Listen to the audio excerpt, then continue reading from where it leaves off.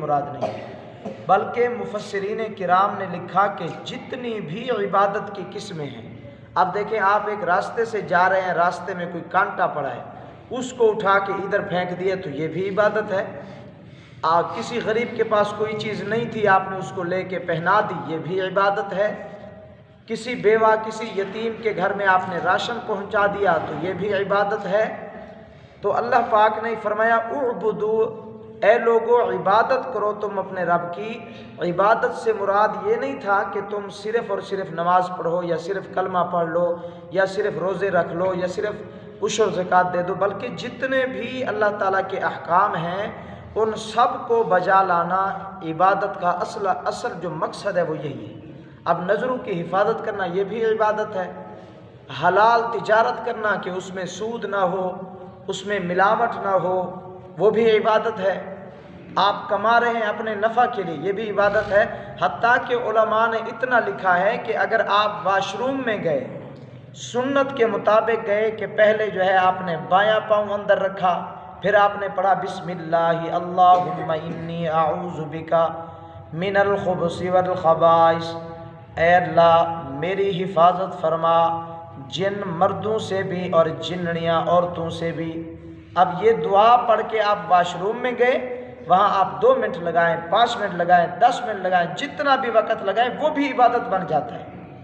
تو مطلب یہ ہوا کہ عبادت سے مراد صرف نماز یا جو ہم سمجھتے ہیں یہ نہیں ہے، دین پورے کو اپنی زندگی میں بجا لانا اصل عبادت یہ ہے۔ آگے اللہ نے فرمایا ربکم، اپنے رب کی۔ اب دیکھیں سب سے بڑا جو احسان ہے دنیا میں، عام لوگ سمجھتے ہیں سب سے بڑا احسان، وہ سب سے بڑا احسان لوگ سمجھتے ہیں اپنے والدین کا، کہ جی بچپن میں ہمارے والدین نے دیکھیں ہمیں کیسے پالا، ہم تھے کچھ نہیں ہمیں پالا۔ تو اللہ تعالیٰ نے بھی یہاں پہ ایسا جملہ ارشاد فرمایا ربکم، کہ جس رب نے تمہیں پیدا کیا، پالا۔ اب پالنے والا اصل ہے اللہ تعالیٰ۔ اللہ تعالیٰ فرماتے ہیں کہ میری عبادت کرو کیونکہ میں تمہارا رب ہوں۔ بتانا بھی اللہ یہی چاہتے ہیں کہ میری عبادت کرو کیونکہ میں تمہارا رب ہوں۔ الذی خلقکم، وہ ذات کے جس نے تمہیں پیدا کیا، والذین من قبلکم، اور وہی ذات کے جس نے تم سے پہلے لوگوں کو یعنی تمہارے آباء و اجداد کو پیدا کیا۔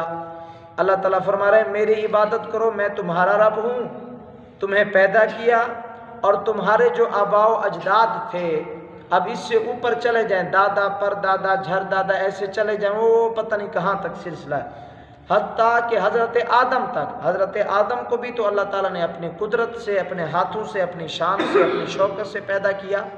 تو اللہ تعالیٰ فرماتے ہیں من قبلکم لعلکم تتقون، اور پیدا کیا میں نے تم سے پہلے یعنی تمہارے آباء و اجداد کو، لعلکم تتقون، شاید کہ تم تقوی اختیار کرنے والے بن جاؤ۔ اس میں اللہ ہمیں یہ بتاتے ہیں کہ بندہ تم جو میری عبادت کرو گے اس میں میرے لیے کوئی نفع کی بات نہیں بلکہ تمہارا اپنا فائدہ ہے۔ اگر اب ہم عبادت نہ کریں اللہ کی تو اس میں ہمارا نقصان ہے، اللہ تعالیٰ کا کوئی نقصان نہیں ہے۔ اربوں خربوں پتہ نہیں لا تعداد شمار میں اللہ تعالیٰ کے ملائکہ ہیں جو اللہ کی عبادت کر رہے ہیں۔ یہی وجہ ہے نا اگلے رکوع کے شروع میں آ رہا ہے، جب اللہ تعالیٰ نے فرشتوں سے پوچھا کہ میں اپنا ایک خلیفہ بنانا چاہتا ہوں، انسانوں کو پیدا کرنا چاہتا ہوں، تو انہوں نے کیا کہا؟ انہوں نے کہا کہ اے اللہ وَإِذْ قَالَ رَبُّكَ لِلْمَلَائِكَةِ إِنِّي جَاعِلٌ فِي الْأَرْضِ خَلِيفَةً، کہ میں دنیا میں خلیفہ بنانا چاہتا ہوں۔ تو فرشتوں نے آگے کہا قالوا اتجعل، کہتے کہتے آگے کہا وَنَحْنُ نُسَبِّحُ بِحَمْدِكَ وَنُقَدِّسُ لَكَ، اے ہمارے رب اگر آپ ان خلیفوں کو، انسانوں کو اس لیے پیدا کر رہے ہیں کہ وہ آپ کی تعریف کریں گے، اللہ پھر اس وجہ سے آپ انسانوں کو پیدا نہ کریں، کیوں؟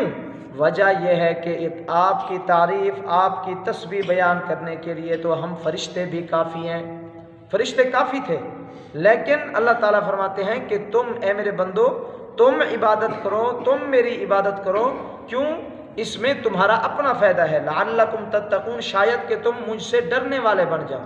دیکھیں عبادت کوئی بھی ہو نا اس کے اندر اللہ کا ڈر ہوتا ہے۔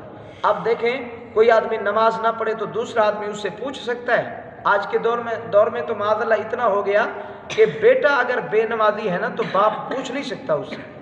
یہ تو ایک الگ بات ہے کہ ہم اگر سکول نہیں گیا تو ہم نے پوچھ لیا بیٹا میں تیری 1000 روپے فیس بھرتا ہوں اور تو سکول نہیں گیا آج.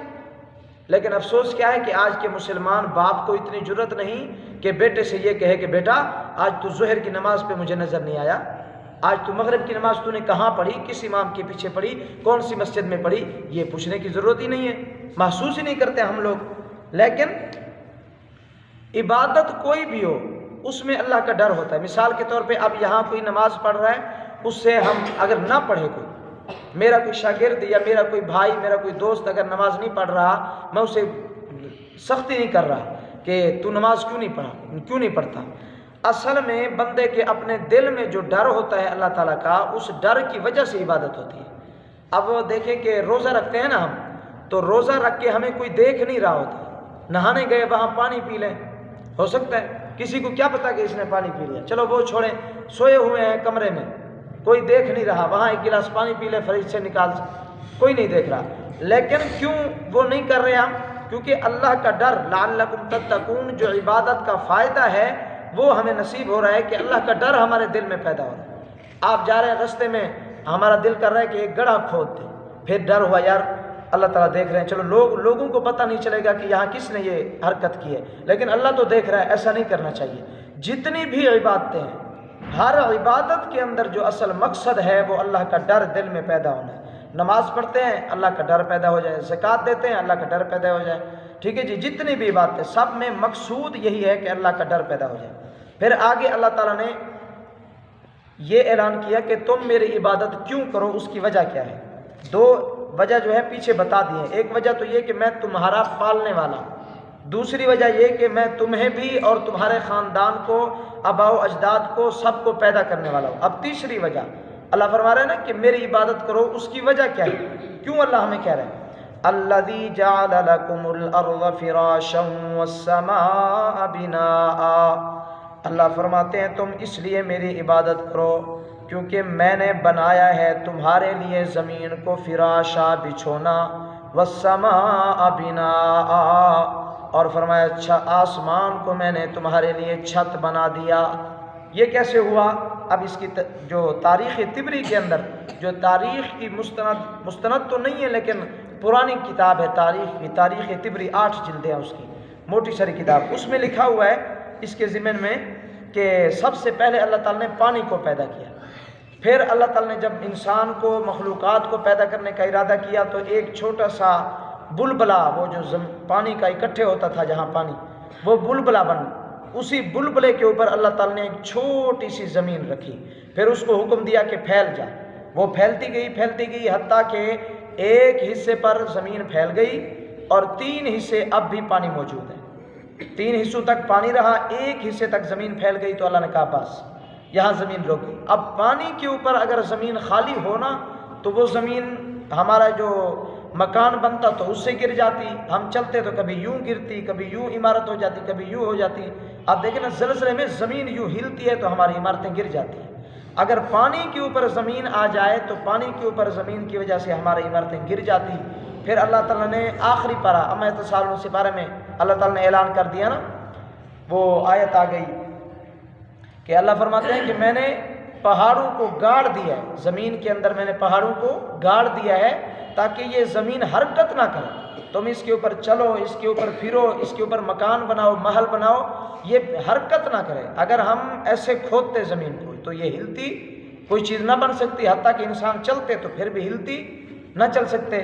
پھر پہاڑوں کو اللہ تعالیٰ نے ایسے گاڑ دیا زمین, جیسے وہ ہوتا ہے کیل ہوتا ہے کہ اس کو گاڑ دیا جاتا ہے, اسی طرح پہاڑ اللہ تعالیٰ کی کیل ہیں, ان کو اللہ تعالیٰ نے گاڑ دیا, زمین کو مضبوطی سے تھاما ہوا ہے پہاڑوں نے. پہلی وجہ یہ. تیسری وجہ کہ اللہ تعالیٰ فرماتے ہیں کہ میری عبادت اس وجہ سے بھی کرو کہ میں نے تمہارے اوپر احسان کیا کہ تمہارے لیے زمین کو بچھایا, پھر اوپر سے تمہارے اوپر آسمان کو چھت بنا دیا. اور چوتھی وجہ وَأَنزَلَ مِنَ السَّمَاءِ مَاءً فَأَخْرَجَ بِهِ مِنَ الثَّمَرَاتِ رِزْقًا لَكُمْ, اور نازل کیا آسمان سے پانی کو, نازل کیا آسمان سے پانی کو. اب یہاں پہ اعتراض ہے. اعتراض کیا ہے یہاں پہ تو اللہ تعالیٰ فرما رہے ہیں کہ میں آسمان سے پانی کو نازل کرتا ہوں۔ اب آخری پارہ اما تسالون سے پارہ وہاں پہ ہے وَأَنزَلْنَا مِنَ الْمُعْصِرَاتِ مَاءً ثَجَّاجًا، اللہ فرماتے ہیں میں بادلوں سے پانی کو نکالتا ہوں۔ اب آپ پڑھے لکھے آپ اعتراض کر سکتے ہیں کہ یہاں تو آیت ہمیں بتا رہی ہے کہ اللہ فرماتے ہیں آسمان سے میں پانی نازل کرتا ہوں، اور آخری پارے میں آیت ہے کہ اللہ تعالیٰ فرماتے ہیں میں بادلوں سے پانی نازل کرتا ہوں، اور سب جانتے ہیں کہ بادل تو بہت نیچے ہیں، آسمان تو بہت اوپر ہے۔ مری میں آپ جائیں وہاں پہ ایسے ایسے اونچے اونچے پہاڑ ہیں کہ آپ اوپر چڑھ جائیں تو وہاں آپ کو اوپر سے وہ بادل میں ہاتھ لگ جاتا ہے، بادل قریب آ جاتے ہیں۔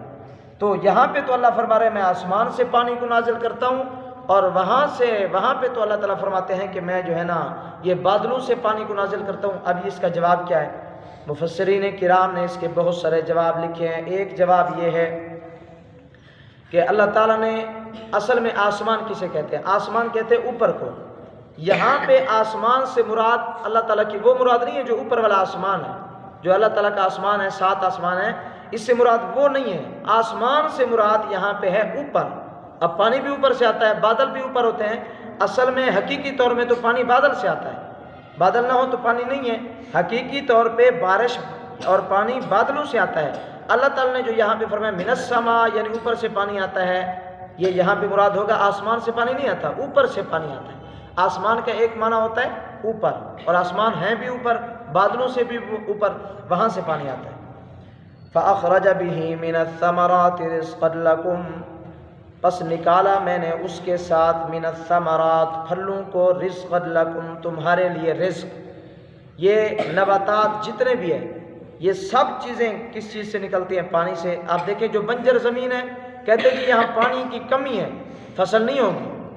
جس زمین میں پانی کی کمی ہے صحیح پانی لیکن کمی ہے، کھارا ہے، خراب ہے، بالکل ناکارا ہے، تو وہ پھر اس کو بنجر کہتے ہیں، زمین پانی نہیں، فصل نہیں دے گی۔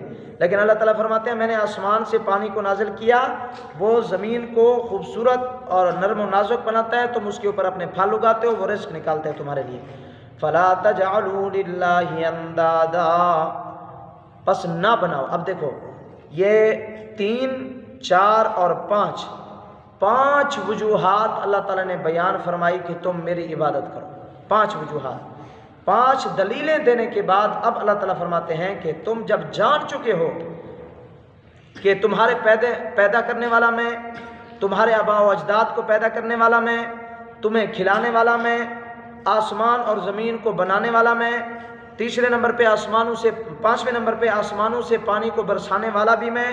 5 دلیلیں دینے کے بعد اللہ تعالیٰ فرماتے ہیں فَلَا تَجْعَلُوا لِلَّهِ أَنْدَادًا، فرمایا نہ بناؤ تم اللہ تعالیٰ کے ساتھ اندادا، کسی شریک کو۔ اب اللہ تعالیٰ کے ساتھ بھیوال نہیں بنانا کہ جی اللہ بھی تو ہیں لیکن اس کے ساتھ یہ ہمارے پیر فقیر بھی ساتھ ہیں۔ پیر فقیر دعا تک تو ہوتے ہیں لیکن یہ